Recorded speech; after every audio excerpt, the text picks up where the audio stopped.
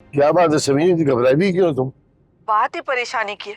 मुर्तजा ने अखबार में झगड़े की खबर दे दी है। क्या? ये क्या हरकत की है उसने? जितनी अकल होगी वैसा ही करेगा ना। बात बहुत बढ़ चुकी है। अहमर बहुत गुस्से में। मुझे समझ में नहीं आ रहा कि मैं क्या करूं। प्लीज तुम ही कुछ करो ना। मैं क्या कर सकता हूँ यार? ये चाचा और भतीजे तो अकल से फारिग होकर बैठे हुए, कोई एक झुकने को तैयार नहीं है। मैं ऐसा करती हूँ कि अहमर को तुम्हारे पास भेज देती हूँ और तुम मुर्तजा को अपने पास बुला लेना। दोनों को एक जगह बिठाकर समझाने की कोशिश करना। देखो मैं बहुत परेशान हूँ, मेरी बेटी का मामला है, पता नहीं अनाया के साथ क्या होगा। ठीक है, मैं कोशिश करता हूँ। तुम अहमर को समझाना जरा ठंडा रहे। मसला लड़की की तरफ बनता है, समझी? मुर्तजा उसके बेटे को कोई फर्क नहीं पड़ेगा। ओके, खुदा हाफिज।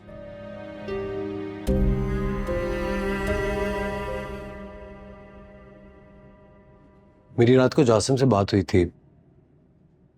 इसी नतीजे में पहुंचे कि दोनों को आमने सामने बिठा के बात करनी चाहिए, इसके अलावा और कोई हल नहीं है। आप दोनों फजूल बात कर रहे हैं। अपना घर कोई मैदानी जंग के लिए क्यों पेश करेगा? अम्मी अब किसी को तो बीच में पड़ना पड़ेगा ना। हमारे घर के लोग हैं और दिन ब दिन मामला कितना सीरियस होता जा रहा है। हो गया होगा सीरियस, लेकिन बेगानी लड़ाई में मैं अपने घर में तमाशा क्यों लगाऊं? अगर उन्होंने पंचायत लगानी होगी तो कहीं और जाकर लगाएं। चलो तुम ही कोई हल बताओ इसका कि कैसे हल करें इस मामले को। मसला तो बच्चों ने खुद ही हल कर लिया। चली गई थी ना वो घर से, तो क्यों गए थे उसके पीछे? किस हैसियत से लेकर आए उसे वापस? अगर वो चली गई थी, चंद दिन जासिम के साथ रहती तो खुद ही बात दब जानी थी। देखो जो नुकसान होना था वो हो गया, अब इन बातों का कोई फायदा नहीं है। अब हम सिर्फ ये सोचते हैं कि हम इस मामले को हल कैसे करें। कुछ ना कुछ तो करना होगा ना। जो कुछ करना है वो आपस में मिलकर करें। आप सबीन को मना करें कि यहां किसी को भेजने की कोई जरूरत नहीं। अगर आप उसे फोन नहीं कर सकते तो मैं उसे खुद कह दूंगी।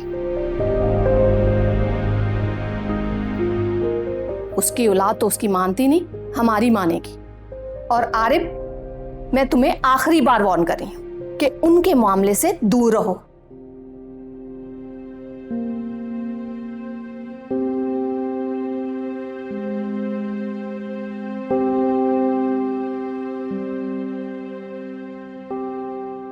मेरी तो कभी कभी समझ में ही नहीं आता कुछ कि मैं क्या करूं।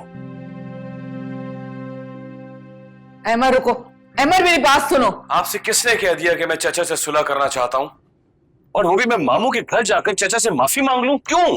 तुम बात को बढ़ा क्यों रहे हो मैं अहमर? बात बढ़ा नहीं रहा हूं अम्मी, बात को खत्म कर रहा हूं। और आप ये देखें, चाचा ने हम पर हफ्जे बेजा का केस भी कर दिया है। अब अगर पुलिस हमारे घर पर रेड करेगी तो आप जरा खुद सोचें हमारे घर की क्या इज्जत रह जाएगी। इसी खौफ से तो मैं तुम्हें कह रही हूँ कि मिलजुल कर मसले को हल करने की कोशिश करो। ये ना हो कि बाद में पछताना पड़े हमें।